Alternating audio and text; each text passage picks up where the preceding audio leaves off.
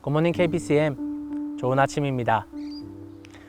사도행전을 통해 예수 그리스도의 복음과 교회가 어떻게 성장하는지 살펴보고 있습니다.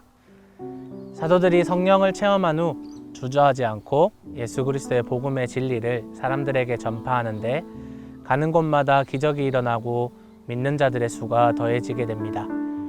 그렇다면 믿는 사람들은 어떤 삶의 모습들을 가지게 되었을까요?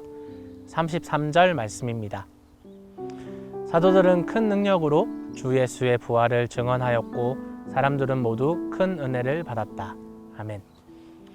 먼저 말씀 전하는 자로 표현되어 있는 사도들은 계속해서 큰 능력으로 예수님의 부활을 증거하였습니다. 큰 능력으로 병을 고치거나 큰 능력으로 기적을 행하기도 하였지만 초대교회에서 끊임없이 나타났던 사역 중에 가장 중요한 것은 바로 예수 그리스도에 대한 증언일 것입니다.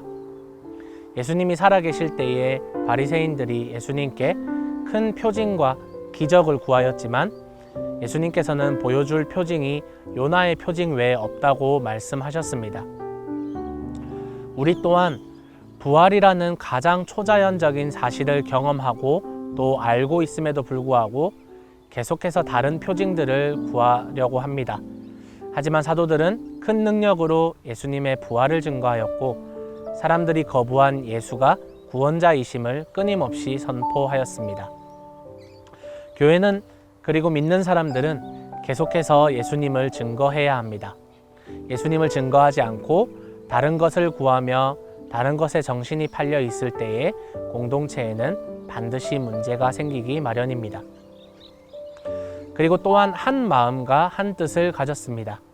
32절부터 보시면 많은 신도가 다 한 마음과 한 뜻이 되어서 아무도 자기 소유를 자기 것이라 하지 않고 모든 것을 공동으로 사용하였다. 그들 가운데는 가난한 사람이 한 사람도 없었다. 땅이나 집을 가진 사람들은 그것을 팔아서 그 판돈을 가져다가 사도들의 발 앞에 놓았고 사도들은 각 사람에게 필요에 따라 나누어 주었다. 아멘. 여기에서 두드러지게 나타나는 믿음의 사람들의 변화는 자신의 소유를 주장하지 않는 것일 수 있지만 그 이전에 사람들의 마음과 뜻이 하나가 되었다라는 데 저는 눈길이 갔습니다. 재산을 바치고 모든 소유를 다 털어야 된다는 것이 포인트가 아니라 그것은 정말 자연스러운 결과인데 무엇의 결과냐고 하면 복음으로 인한 마음의 변화라고 할 수 있을 것 같습니다. 복음을 믿고 예수님이 나의 구원자가 되며 삶의 모습에서 예수님의 가르침에 순종하게 되니 사람들의 마음이 나뉘어지지 않습니다. 한 하나님, 한 예수님, 한 성령님, 그로 인한 하나의 가르침, 하나의 진리를 공유하며 믿음을 고백하는 공동체가 되니 한 마음과 한 뜻이 되는 것입니다. 성령이 하나 되게 하신 것을 지키며 한 마음 한 뜻으로 삶을 살아가고 공동체를 바라보게 됩니다. 그렇게 한 마음과 한 뜻으로 무엇을 바라보았나요? 바로 소외당하는 이웃을 바라보았습니다. 믿는 사람들이 자신의 공동체를 돌아보니 가난하고 소외당한 사람들이 많은 것을 발견하였을 것입니다. 누구 하나 눈치 보지 않고 그들은 한 마음 한 뜻으로 자신의 소유를 주장하지 않고 자신이 가진 모든 것을 내어놓기 시작했습니다. 소그룹을 우리가 시작하였습니다. 이 소그룹을 시작해보니 누구는 자신의 공간을 아낌없이 내어주기도 하고요. 누구는 간식을, 누구는 커피를, 누구는 식사를 아낌없이 베푸는 모습을 보면서 초대교회가 이러한 모습이 아니었을까 생각이 듭니다. 그들 가운데 누구 하나 가난한 사람 없이 모든 사람이 함께 나누었으며 나누어 살게 되었습니다. 특별히 오늘 성경은 바나바라는 사람을 주목합니다. 36절 이하에 키프로스 태생으로 레위 사람이요 사도들에게서 바나바 곧 위로의 아들이라는 뜻의 별명을 받은 요셉이 자기가 가지고 있는 밭을 팔아서 그 그 돈을 가져다가 사도들의 발 앞에 놓았다. 아멘. 사실 원래 레위인은요, 땅을 가질 수 없는 사람입니다. 그런 레위인임에도 불구하고 바나바가 땅을 팔았다라는 점에서 이 율법 제도가 많이 무너져 있다는 것을 예상할 수 있는데, 복음을 진정으로 들은 레위인 바나바는 자기가 복음을 받아들인 것에서 더 나아가서 지금 하고 있는 죄에서 단호하게 돌이켰다라는 것을 표현하는 것 같습니다. 그래서 그는 자신이 그동안 이득을 취하고 있던 그 밭을 팔아서 사도들 앞에 내어놓고 그것을 하나님의 뜻대로 쓰기를 바랍니다.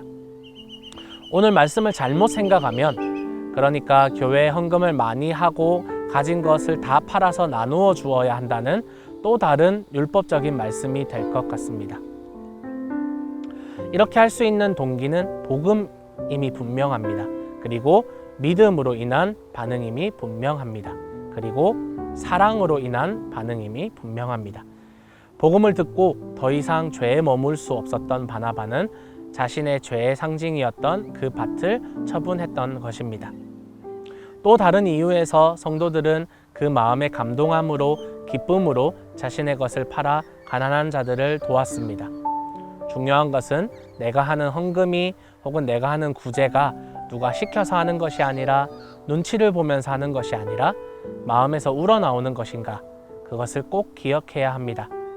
기억하십시오. 돈을 얼마를 많이 바치냐, 그것이 중요한 것이 아니라 어떤 마음을 가지고 있느냐가 가장 중요합니다. 우리가 한 마음 한 뜻으로 우리의 이웃을 돌아보는 그러한 교회가 되기를 예수 그리스도의 이름으로 소망하며 축복합니다. 함께 기도하겠습니다. 살아계신 하나님, 감사합니다. 하나님, 초대교회에서 사도들이 선포하는 말씀을 듣고 많은 사람들이 회개하며 예수님의 제자가 되었습니다. 그런 그들이 한 마음 한 뜻이 되어서 한 하나님을 정말 사랑으로 섬길 수 있었고, 그리고 그 한 마음 한 뜻으로 주위를 돌아보니 소외당하고 억압당하는 이웃을 발견하였습니다. 그래서 그들을 위해 자신의 것을 아낌없이 팔고 나누어 주는 그런 사랑의 공동체가 되었던 것을 우리가 기억합니다. 주님, 이 말씀을 통해서 우리가 얼마를 주님께 바치는가, 얼마나 많은 것들로 우리가 헌신하는가, 그것이 중요한 것이 아니라 우리가 먼저 복음을 듣고 그 복음으로 인하여서 우리가 한 마음 한 뜻이 되는 것이 더욱 중요함을 느끼며, 주님, 우리 교회가 한 마음 한 뜻이 되어서 또한 주위를 돌아보았을 때에 우리의 도움이 필요한, 우리의 구제가 필요한 사람들은 누가 있는지 찾아보며 우리가 도와줄 수 있는 그런 사랑을 가질 수 있도록 도와주셔서 예수님이 말씀하신 대로 하나님을 사랑하며 이웃을 사랑하는 우리가 될 수 있도록 도와주시옵소서. 감사합니다. 살아계신 예수님의 이름으로 기도합니다. 아멘.